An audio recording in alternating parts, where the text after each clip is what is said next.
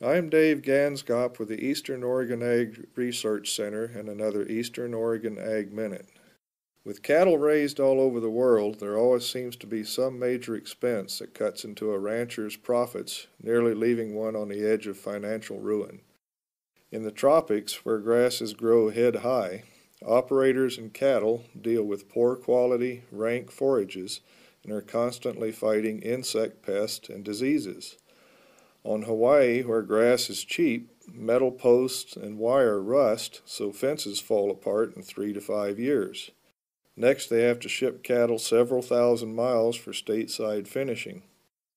In Harney County, we have tons of rangeland grass, but forage quality is so low by early fall that we have to feed cattle hay for 4 to 5 months each winter.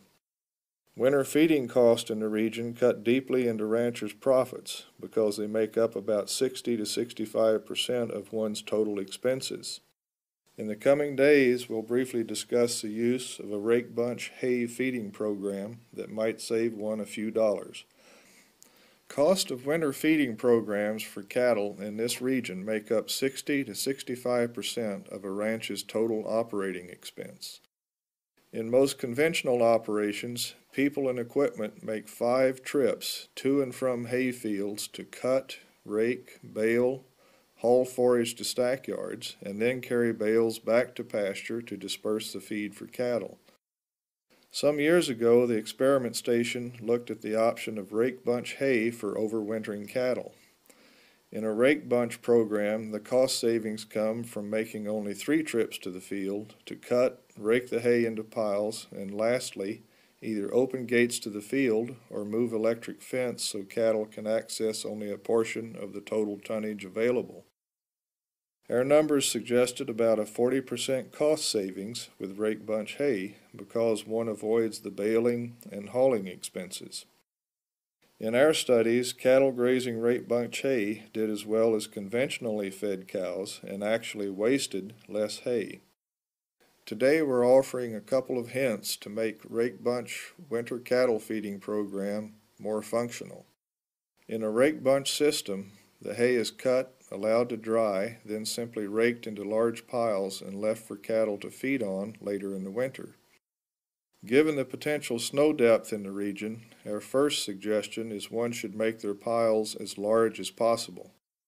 Cattle quickly learn that snow-covered mounds contain feed, and larger mounds will have a south face and potentially some heat of fermentation to speed snowmelt and make the hay more visible. Second, cattle should only have access to a 3 to 5 day supply of feed. They will scatter, contaminate, and waste about half of the forage if they are simply turned into a field with enough hay to carry them for an extended period. Today we're offering a couple of suggestions to help make a rake bunch winter cattle feeding program more successful. We mentioned yesterday that one should limit cattle to a 3 to 5 day supply of rake bunch hay to make certain stock clean up their forage and avoid waste. One can accomplish this by using smaller fields that will only carry cattle for a few days, or by using portable electric fence that can be moved and allow access to progressively more and more of a field and hay as time passes. We use portable electric fence across the narrow run of our long narrow pastures on the experiment station. Portable fence is not feasible, however, in an extremely large pasture, and those hay supplies should probably be baled and fed conventionally. Today we're mentioning a few problems one may encounter when using rake bunch feeding to overwinter cattle. The most expensive problem at the experiment station occurred only once, but was quite significant. Immediately after a field was cut and the bunches raked, a severe windstorm just plain blew the hay out of the country. So far this hasn't been a problem with our round bales. The second issue with rake bunch hay is that extremely deep snowfall can make bunches hard for cattle to find. An operator can locate and open piles for his stock, however, when bunches are piled in a consistent pattern across the field. Randomly dispersed bunches are almost impossible to find in a level snow field. Lastly, Once rake bunch feeding begins, avoid, if at all possible, the temptation to rush out and feed conventional bales in the field if a significant snowfall event occurs. Cattle immediately change their expectations if fed, and they won't leave feed lanes to search for new piles of hay on subsequent days.